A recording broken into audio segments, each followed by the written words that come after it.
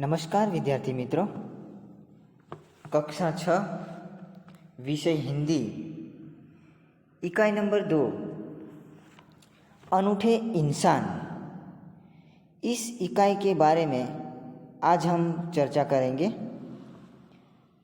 अनूठे इंसान इस इकाई में 2 प्रसंग का वर्णन किया गया है।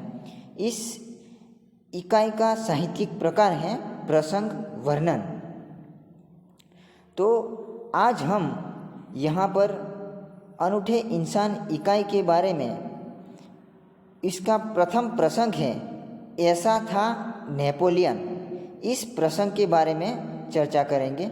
इस प्रसंग में प्रथम प्रसंग फ्रांस के महान शासक नेपोलियन बोनापार्ट के बचपन पर आधारित है, जो हमें सत्य एवं प्रामाणिकता की राह पर चलने की प्रेरणा देता है। तो विद्यार्थी मित्रों, जब हम किसी भी कहानी, काव्य या कोई भी साहित्यिक प्रकार को अभ्यास करते हैं, पढ़ते हैं, तो इसमें से हमें कहीं न कहीं बोध या सीख हमें मिलती है। तो यहाँ पर भी हमें अनूठे इंसान इकाई में प्रथम प्रसंग है, ऐसा था नेपोलियन। इस प्रसंग वर्णन में भी हमें सत्य एवं प्रामाणिकता की राह पर चलने की प्रेरणा मिलती है। हमें इस गुणों को समझदारी मिलती है।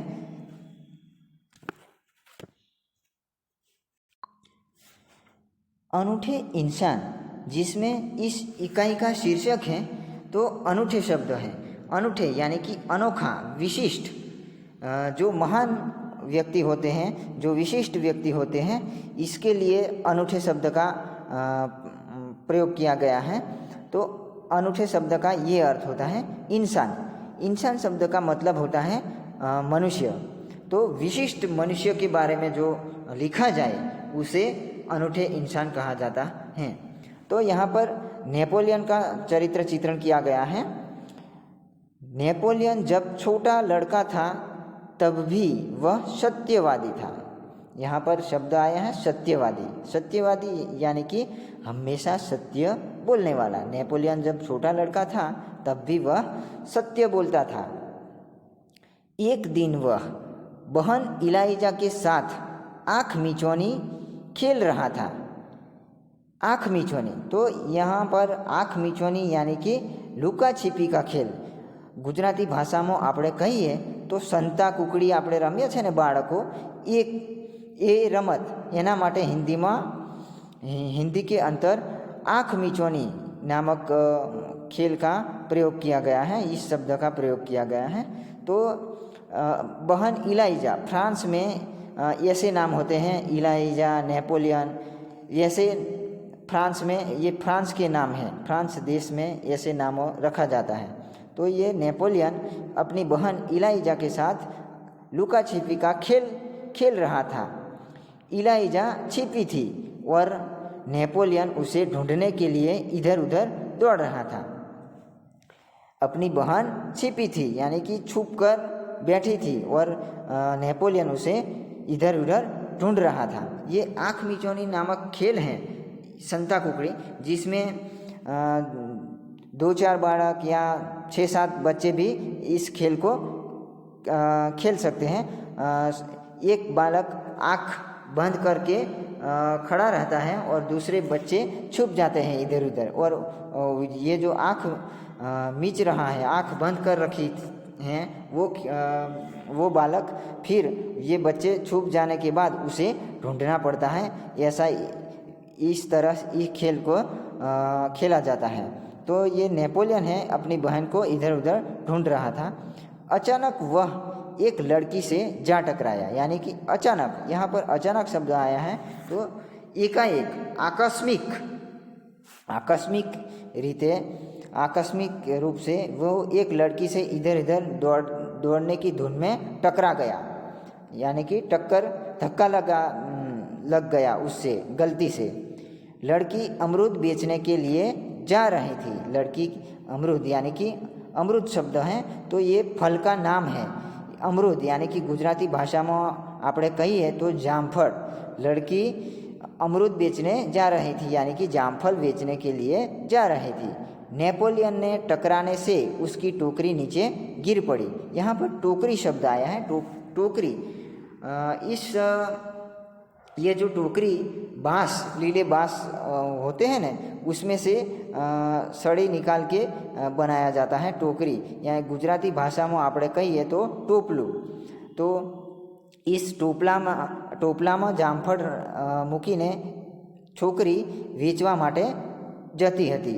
એ ટોકરી नीचे गिर पड़ी। कीचड़ होने के कारण उसके सारे अमरूद खराब हो गए। ये टोकरी कीचड़ में गिरने के बाद ये सारे जामफल कीचड़ में खराब हो गए। कादव कीचड़ वाला થઈ गया जामफल। वह रोती हुई कहने लगी, अब माँ को मैं क्या जवाब दूंगी, यानी कि अब माँ को मैं क्या जवाब दूंगी। इलाइजा कहने लगी, चलो भैया हम यहाँ से भाग चले। अपनी बहन नेपोलियन को उनकी बहन कहने लगी कि चलो भैया हम यहाँ से भाग चले। भैया, तो भैया शब्द का अर्थ होता है भाई। चलो भाई हम यहाँ से भाग चले। नहीं बहन, हमारे कारण ही तो इसकी हानि हुई है। तो यहाँ पर हानि शब्द आया है। हानि यानी कि नुकसान। नेपोलियन कहने लगा कि नहीं बहन, हमारे कारण इसकी हानि हुई, हमारे कारण इसका टोकरी गिर जाने के बाद सारे जामफल कादव कीचड़ वाले हो गए हैं, उसका नुकसान हो गया है। यह कहकर नेपोलियन ने जेब में रखे 3 छोटे सिक्के उस लड़की को देकर कहा, बहन मेरे पास ये तीन ही सिक्के हैं, तुम इन्हें ले लो। नेपोलियन ने कहा कि अपनी जेब में से 3 छोटे सिक्के, यहाँ पर सिक्के यानी कि पुराने ज़माने में ये जो सिक्के होते हैं वो चलन में थे। नाणा के रूप में वो सिक्के चलन में थे। वो सिक्के सोने या चांदी के या धातु के होते थे। तो 3 सिक्के बहन उस लड़की को उन्होंने दिए। इन 3 सिक्कों से क्या होगा, मेरी माँ मुझे बहुत मारेगी, लड़की ने कहा। लड़की ने क्या उत्तर दिया कि इन 3 सिक्कों से क्या होगा, मेरी माँ मुझे बहुत मारेगी। लड़की ने ऐसा जवाब दिया।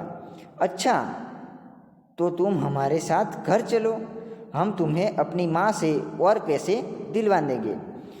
नेपोलियन ने कहा कि अच्छा तो तुम हमारे साथ चलो, हमारे घर चलो, हम अपनी माँ से पैसे तुम्हें दूसरे पैसे भी दिलवा देंगे यानी कि गुजराती भाषा में कहिए तो बीजा पैसा पण अपावी दईशु।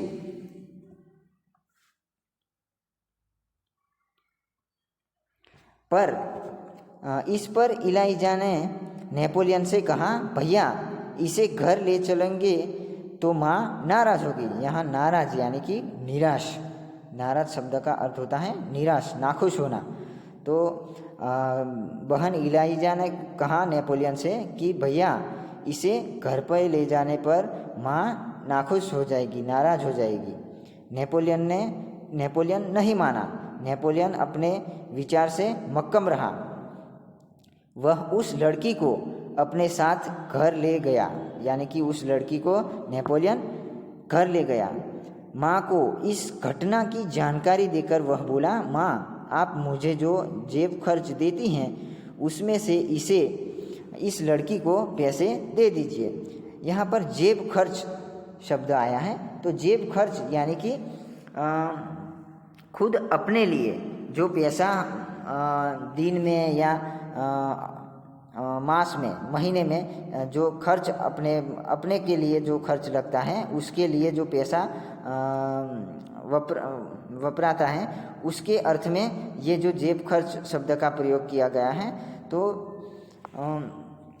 जेब खर्च का मतलब ये पैसा होता है जो महीने में हमारे लिए वपराया जाता है, उस पैसे को कहा जाता है।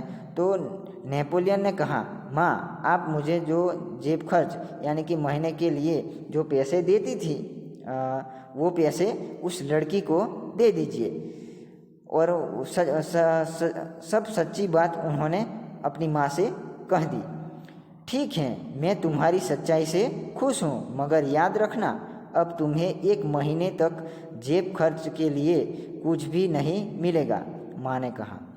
माँ ने उत्तर दिया, नेपोलियन की मम्मी ने उत्तर दिया कि मैं तुम्हारी सच्चाई यानी कि तुमने जो सच्ची बात कही इस बात से मैं खुश हूँ, लेकिन मगर यानी कि लेकिन ये बात याद रखना कि अब तुम्हें 1 महीने के लिए जो खर्च मिलता है वो खर्च मैं इस लड़की को दे देती हूँ और तुम्हें 1 महीने के लिए कुछ भी नहीं मिलेगा।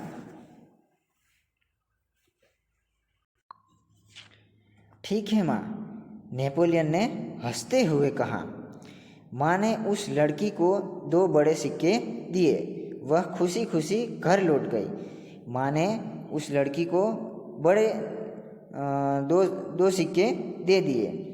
बड़े दो सिक्के यानी कि जो छोटे सिक्के होते हैं उसका मूल्य कम होता है, ये जो बड़ा सिक्का है तो उस ज़माने में फ्रांस में उस बड़े सिक्के से उसका मूल्य ज़्यादा होता है। तो ये 2 बड़े सिक्के उस लड़की को दे दिया। वह लड़की खुशी खुशी घर लौट गई। लौट जाना यानी कि वापस चली गई, यहाँ से लड़की घर चली गई।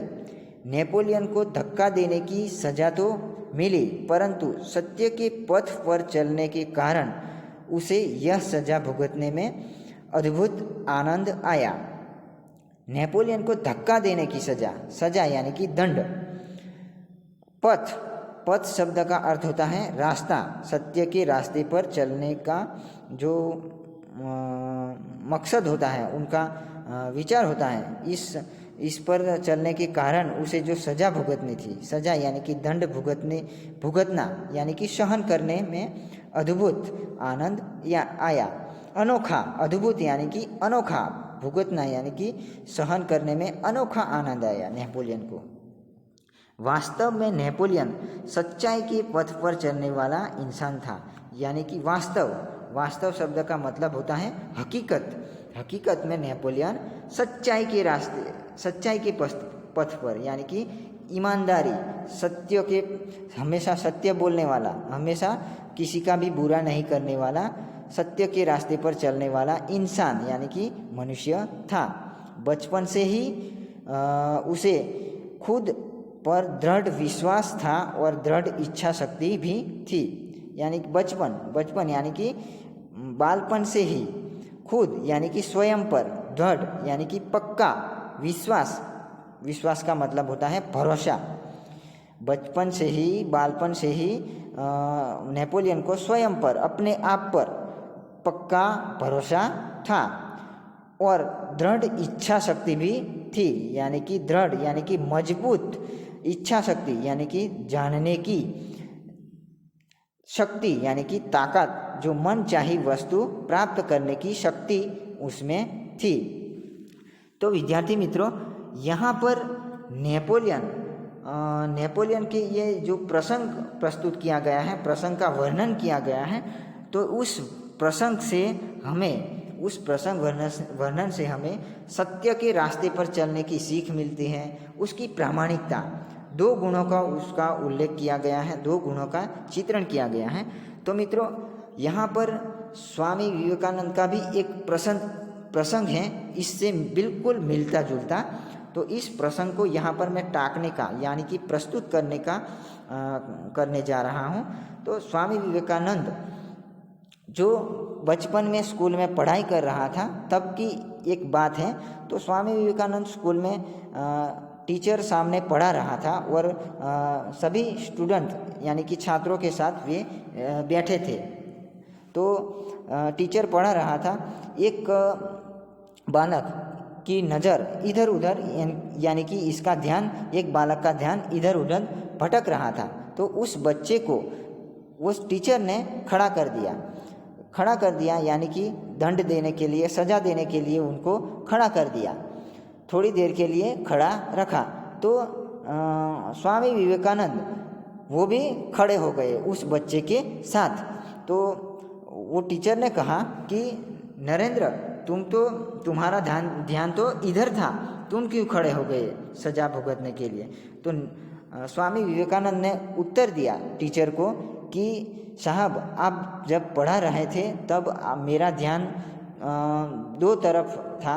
आप जो पढ़ा रहे थे उसमें भी मेरा ध्यान था, और